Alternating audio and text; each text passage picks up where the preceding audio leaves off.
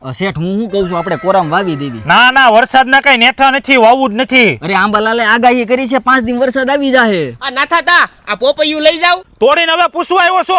નીકળ ને. આ નાથિયાનું મારું હાલું આનું કઈક કરવું જોઈએ. તું હારું હાલ વાવી દેવી હાલ. ને શેઠ કાલ આખા લણનો પ્રોગ્રામ કર્યો તો. હા કેમ? ચાવતા તો ઓ હવે નોળિયા જવા તારું કામ કીને. લા રાખલાએ વવરાઈ દીધું એને 15 દી થઈ ગયા. હજી વરસાદના કઈ નેઠા નથી.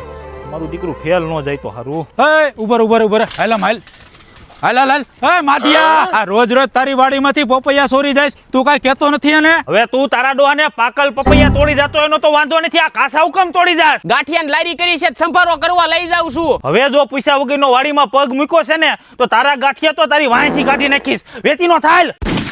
એટલે આ કોરામાં હું આગતરું વાવી દીધું? હજી હવામાન ખાતા વાળાએ કાંઈ કીધું નથી કે 5-15 દી પછી વરસાદ થાય. તારે મને પૂછવું તું આગતરું આ મોંઘા ભાવના બિયારણની પથારી ફેરવી નાખી તે? તને તો હાળા બુદ્ધિ જ નથી.